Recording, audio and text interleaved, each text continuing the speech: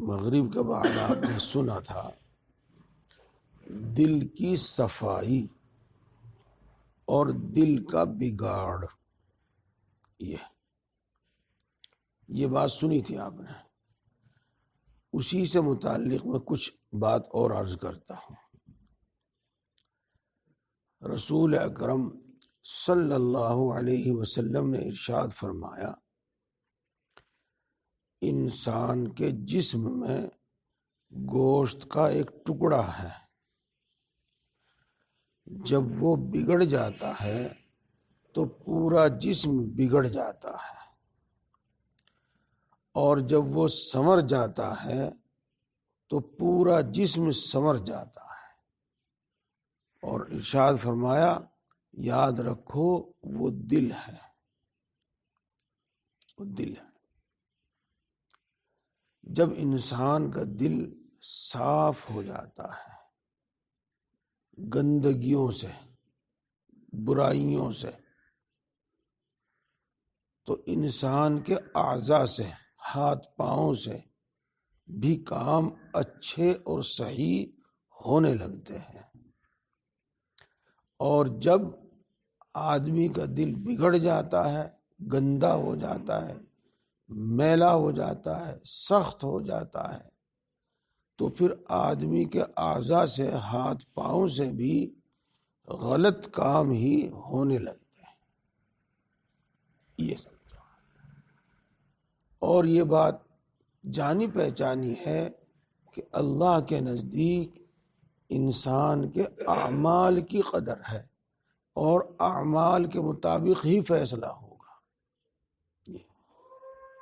اس واسطے جب دل بگڑ گیا تو سمجھو انسان بگڑ گیا، انسان کے اعمال بگڑ گئے، اور جب انسان بگڑ گیا اور انسان کے اعمال بگڑ گئے تو نتیجہ ظاہر ہے کہ تباہی ہے، نتیجہ جہنم ہے۔ اب میں آپ کو پہلے ایک حدیث پاک سناتا ہوں، اور پھر دل کے کچھ بگاڑ آپ کو بتاؤں گا جن سے دل کو صاف رکھنا چاہیے، اور انسان دل کو صاف رکھ سکتا ہے۔ جی، ایک مرتبہ رسول اکرم صلی اللہ علیہ وسلم مسجد نبوی میں بیٹھے ہوئے تھے، تشریف فرما تھے۔ آپ نے ارشاد فرمایا کہ ابھی ابھی ایک جنتی شخص مسجد میں داخل ہوگا۔ تو وہاں پر موجود صحابہ کرام رضوان اللہ تعالی علیہم اجمعین انتظار کرنے لگے کہ کون شخص، کون خوش نصیب انسان اب مسجد میں داخل ہوتا ہے جس کے لیے رسول اللہ صلی اللہ علیہ وسلم نے جنت کی خوشخبری دی ہے۔ کچھ دیر کے بعد ایک صحابی مسجد میں داخل ہوتے ہیں، ان کے چہرے پر وضو کے آثار ہیں، یعنی ابھی تازہ وضو کر کے آئے ہیں، اور بائیں ہاتھ میں ان کے جوتا ہے۔ انہوں نے اپنا جوتا رکھا اور رسول اللہ صلی اللہ علیہ وسلم کے پاس آ کر بیٹھ گئے۔ ان موجود صحابہ میں حضرت عبداللہ ابن عباس رضی اللہ تعالی عنہ بھی تھے۔ ایک مرتبہ پھر یہی صورت تھی، اور رسول اللہ صلی اللہ علیہ وسلم نے ارشاد فرمایا کہ ایک جنتی آدمی مسجد میں داخل ہوگا۔ پھر صحابہ نے انتظار کیا، منتظر ہو گئے، تو وہی شخص جو اس سے پہلے آئے تھے اسی حالت میں آئے کہ تازہ وضو کیے ہوئے ہیں اور بائیں ہاتھ میں جوتا ہے۔ رسول اللہ صلی اللہ علیہ وسلم کے پاس آ کر بیٹھ گئے۔ آج بھی حضرت عبداللہ بن عباس رضی اللہ تعالی عنہ موجود تھے۔ ایک دن پھر ایسا ہی ہوا، اس دن بھی حضرت عبداللہ بن عباس رضی اللہ تعالی عنہ موجود تھے۔ تو آج عبداللہ بن عباس رضی اللہ تعالی عنہ نے دل میں خیال کیا کہ اس شخص کے بارے میں بار بار جنت کی خوشخبری سنا رہے ہیں، تو میں دیکھوں اس کے اعمال کیا ہیں۔ اور اس کے واسطے انہوں نے یہ ترتیب کی کہ کچھ بہانہ کر کے، جو جھوٹ نہیں تھا، ان کے ساتھ گئے اور 3 دن ان کے گھر مہمان رہے، اور دن کے اعمال پر اور رات کے اعمال پر نظر رکھی۔ جب 3 دن گزر گئے تو مہمانی 3 دن تک ہی ہے، تو حضرت عبداللہ بن عباس رضی اللہ تعالی عنہ نے چلنا چاہا، واپسی کا ارادہ فرمایا، لیکن وہ اپنے دل کی بات دل میں نہ رکھ سکے، اور انہوں نے ان صحابی سے کہا کہ 3 مرتبہ آپ کے بارے میں رسول اللہ صلی اللہ علیہ وسلم نے جنت کی خوشخبری دی ہے، اور میں نے 3 دن تک آپ کے اعمال پر نظر رکھی ہے، مجھے کوئی خاص عمل نظر نہیں آیا۔ خاص عمل کا مطلب یعنی دوسرے صحابہ رضوان اللہ تعالی علیہ مجمعین سے جدا گانا، کوئی آپ بہت زیادہ عبادت کرتے ہو یا بہت کوئی اور زیادہ الگ سے کوئی نیک عمل کرتے ہو، یہ تو انہوں نے فرمایا کہ بس وہی ہے جو تم نے دیکھا۔ اس کے بعد فرمایا ہاں ایک بات اور ہے، یعنی جو تم نے نہیں دیکھی، اور وہ یہ ہے کہ میں اپنے دل میں کسی مسلمان بھائی سے برائی نہیں رکھتا۔ یہ تو معلوم یہ ہوتا ہے کہ رسول اکرم صلی اللہ علیہ وسلم نے ان کو جنت کی جو خوشخبری سنائی، ان کے دل کی اسی حالت کی بنا پر سنائی۔ تو دل کو صاف رکھنا۔ اب میں آپ کو بتاؤں کہ دل کا بگاڑ کیا ہے اور دل کو کن کن چیزوں سے صاف رکھنا چاہیے۔ تو دیکھو، دل یہ دوسرے کے نقصان پر خوش ہوتا ہے، اور اس پر اس کو اتنی خوشی ہوتی ہے، دوسرے کے نقصان پر اس کو اتنی خوشی ہوتی ہے، اتنے اپنے فائدے پر اس کو خوشی نہیں ہوتی۔ تو دوستو، یہ دل کا بگاڑ ہے، اور کسی کے نقصان پر خوش ہونا یہ گناہ کبیرہ ہے۔ یہ اپنے دل کو اس بری عادت سے بچاؤ، اس بری عادت سے بچاؤ۔ اس بری عادت سے ہم کس طرح بچیں؟ جی، تو جب ہمارا دل کسی کے نقصان پر خوش ہو تو اپنے آپ کو خود برا بھلا کہو، کبھی دل ہی دل میں اور کبھی زبان سے بھی۔ اگر اس کا نقصان ہو گیا تو اس سے تجھے کیا فائدہ ہوگا بھائی؟ اپنے دل کو کہو، اپنے دل میں سوچو اور اپنے آپ کو کہو، اس سے تجھے کیا فائدہ ہوگا؟ اس سے تو تیرا نقصان ہی ہے، تو گناہ کبیرہ کا مرتکب ہوا۔ اگر تو اس کے نقصان پر خوش ہوتا ہے تو وہ بھی تیرے نقصان پر خوش ہوگا۔ یہ اور نفع نقصان یہ تو اللہ کے قبضے میں ہے، تیرے خوش ہونے سے اس کا نقصان زیادہ نہیں ہوگا، اس لیے تو غلط کرتا ہے، ایسا نہیں کرنا چاہیے۔ اپنے آپ کو کہو اور اپنے دل میں یہ باتیں سوچو، یہ اور چاہے واقعی دل میں دکھ نہ ہو، اس شخص کی تعزیت کرو اور اس شخص کو تسلی دو۔ تو اس طریقے سے ہماری یہ بری عادت چھوٹ جائے گی۔ یہ دیکھو، بلکہ ایسا ہونا چاہیے کہ جب کسی مسلمان بھائی کو کوئی خوشی حاصل ہو تو تم اس کو مبارکباد دو، اور تم بھی اس کی خوشی کے ساتھ خوشی ظاہر کرو۔ اور اگر کسی کا کوئی نقصان ہو جائے تو تمہیں ہمارے دل میں بھی دکھ ہونا چاہیے، اور وہاں پر غم کا دکھ کا اظہار کر کے ان کو تسلی دینی چاہیے۔ دیکھو کتنی اچھی تعلیم ہے اور کتنی اچھی بات ہے یہ۔ میرے دوستو، دل کا ایک بگاڑ تو ہوا کہ دوسرے کے نقصان پر خوش ہونا، یہ دل کا بگاڑ ہوا، اور میں نے اس کی اصلاح کا طریقہ بھی آپ کو بتایا، اس طرح سے اس کو ٹھیک کیا جا سکتا ہے اپنے دل کے بگاڑ کو۔ دل کے بگاڑ میں سے ایک بگاڑ ہے کینہ، کینہ، جس کو ہماری دیہاتی سی زبان میں بگاڑ کر کہہ دیتے ہیں گناہ، گناہ رکھے تو دل کے اندر۔ کینہ کس کو کہتے ہیں؟ کینہ اس کو کہتے ہیں کہ کسی بھی سبب سے کسی نے ہمیں کوئی نقصان پہنچایا اور ہم اس سے بدلہ لینا چاہتے ہیں، لیکن بدلہ لینے کی مثلاً ہمیں طاقت نہیں ہے، تو ہم دل میں دشمنی چھپائے بیٹھے ہیں اور موقع کے منتظر ہیں، جب موقع ملے گا اس کو نقصان پہنچائیں، موقع کی تلاش میں ہے، جب موقع ملے گا تو اپنا بدلہ لیں گے۔ اس کو کہتے ہیں کینہ، عربی میں اس کو کہتے ہیں حقد۔ یہ بھی دل کی ایک بیماری ہے، دل کی ایک بیماری ہے۔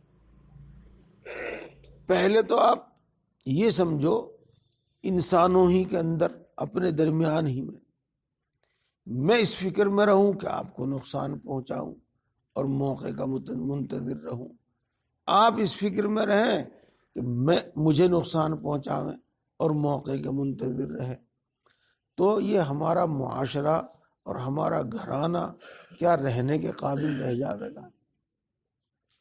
جب آپ مجھے نقصان پہنچانا چاہتے ہیں، میں آپ کو نقصان پہنچانا چاہتا ہوں، تو ضرور ضرور کچھ نہ کچھ اس کے آثار ظاہر ہوں گے،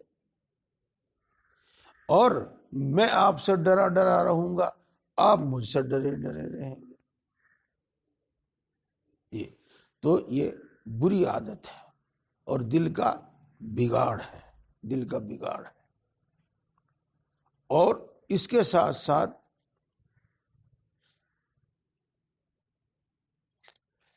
ایک حدیث پاک ہے، یہ قرآن پاک کی آیت میں بھی ہے شاید، یہ الا تحبون، آیت شریفہ ہی ہے، کیا تم یہ پسند نہیں کرتے کہ اللہ تبارک و تعالیٰ تم کو معاف کر دے؟ یہ ہے۔ تو بہرحال اگر اللہ تبارک و تعالیٰ بھی ہمارے ساتھ یہی برتاؤ کرے جیسا ہم اللہ کے بندوں کے ساتھ برتاؤ کرتے ہیں، تو پھر ہمارا ٹھکانہ کیا ہوگا؟ تباہی سے ہم کیسے بچ سکتے ہیں؟ یہ اس واسطے ایک تو ہے دوسرے کے شر سے بچنا، دوسرا جو ہمیں نقصان پہنچانے پہ ہے کہ پیچھے لگا ہوا ہے، اس سے بچنا، ایک تو یہ ہے، اس کی تو اجازت ہے یہ۔ اور دوسرے بلا وجہ اس سے بدلہ لینا، اس کو نیچا دکھانا، اس کو نقصان پہنچانا، جس کو کینہ کہتے ہیں، کینہ، تو اس کی اجازت نہیں ہے، یہ بری عادت ہے، بلکہ ہمیں یہ حکم ہے کہ معافی سے کام لو، درگزر سے کام لو، اللہ پر چھوڑ دو، اور بھی کچھ نہیں، اس امید پر کہ جیسے میں نے اس کو معاف کیا اللہ بھی مجھے معاف کر دے، جیسے میں نے اس سے درگزر کیا اللہ بھی مجھے درگزر کر دے۔ بہرحال دل میں دشمنی چھپا کر بدلے کے انتظار میں نہ رہو، موقع کے تلاش میں نہ رہو، یہ بری عادت ہے، اس کو کینہ کہتے ہیں ہماری اردو میں، اس کو عربی میں حقد کہتے ہیں۔ اس سے اپنے دل کو پاک کر لو۔ یہ پاک کرنے کا طریقہ وہ میں نے بتا دیا آپ کو، جی بھائی اگر میں بھی اس کی چھوٹی چھوٹی باتوں پر بدلہ لینے کی فکر میں رہوں، اللہ بھی مجھ سے ہر بات کا بدلہ لینے لگے اور ہر بات کی سزا دینے لگے تو میرا کوئی ٹھکانہ نہیں۔ یہ سوچے اور بدلے کی فکر میں نہ رہے، اپنے دل سے یہ خیالات نکال دیں۔ اسی طرح میرے دوستو، دل کا بگاڑ، ایک بگاڑ، اس کو کہتے ہیں حسد۔ حسد، اور یہ حسد کیا ہے؟ حسد اس کو کہتے ہیں کہ اگر کسی شخص کو کوئی بھلائی پہنچے، کوئی نعمت ملے تو اس سے ہمارا دل دکھی ہو، ہمارے دل میں تکلیف ہو، اور یہ تمنا کرے کہ یہ نعمت اس کو نہ ملے، یہ نعمت اس کی چھن جاوے۔ یہ کسی شخص نے مکان بنایا، مکان وہ بنا رہا، پیسے وہ خرچ کر رہا، دکھ ہمیں ہو رہا جی، اور جب بھی ادھر سے نکلتے ہیں اور مکان کو دیکھتے ہیں تو دکھ ہمیں ہوتا ہے۔ یہ اس کو کہتے ہیں حسد۔ ایسا نہیں ہونا چاہیے، ایسا نہیں ہونا چاہیے۔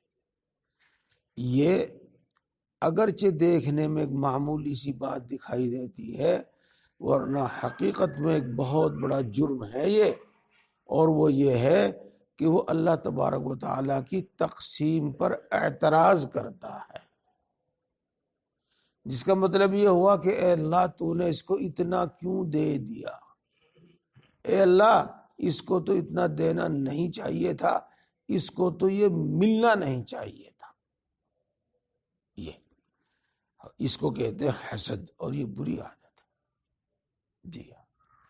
اور حدیث پاک میں آتا ہے کہ حسد نیکیوں کو اس طرح کھا جاتا ہے جس طریقے سے زنگ لوہے کو کھا جاتا ہے، اور جس طریقے سے گھن لکڑی کو کھا جاتا ہے۔ یہ بہرحال کسی کو کوئی نعمت ملے، کسی کے یہاں بیٹا ہوا، کسی نے مکان بنایا، کسی نے شادی کی، کسی کا بیٹا عالم ہوا، تو ان سب باتوں پر ہمیں بھی خوشی ظاہر کرنی چاہیے، مبارکباد دینی چاہیے، اور اپنے دل کے اندر کوئی دکھ اور محسوس نہیں کرنا چاہیے۔ ان کے ختم نعمت کے چھن جانے کی تمنا نہیں کرنی چاہیے۔ یہ اپنے دل کو اس قسم کے بگاڑ سے، اس قسم کی برائیوں سے پاک کرو۔ یہ اسی طرح میرے دوستو، دل کا ایک بگاڑ یہ بھی ہے کہ آدمی ہر وقت دنیاوی معاملات میں سوچتا رہے، غور و فکر کرتا رہے، اسی ادھیڑ بن میں رہے۔ ہاں، یہ اللہ سے غافل ہونا ہے، اور یہ بھی دل کا بگاڑ ہے۔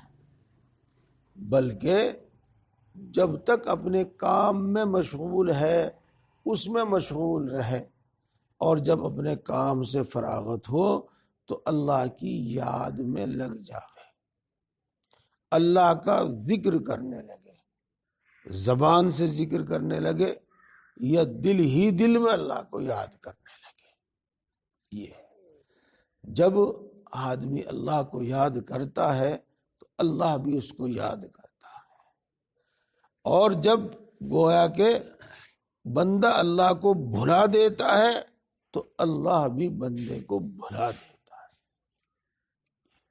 تو ہر وقت دنیا کے غم میں مبتلا نہ رہو، ہر وقت دنیا کی فکر میں مبتلا نہ رہو، بلکہ جو ضروری کام ہے وہ کرو، اور باقی اللہ پر چھوڑ دو، اور اللہ کی یاد میں رہو۔ اللہ کی یاد میں، یاد کا ایک طریقہ یہ بھی ہے کہ اللہ سے اپنی ضرورت مانگتے رہو۔ آپ کو ضرورت ہے مکان کی تو مکان مانگو، آپ کو ضرورت ہے دکان کی دکان مانگو، ضرورت ہے تندرستی کی تندرستی مانگو، غرض جس چیز کی بھی یہ اور اس کے لیے میں نے عرض کیا تھا آپ کو کہ یا حی یا قیوم برحمتک استغیث، یہ کثرت سے پڑھا کرو، اس کی تاثیر ہے غموں سے نجات۔ جی اسی طریقے سے یا اللہ یا رحمان یا رحیم، کثرت سے پڑھا کرو۔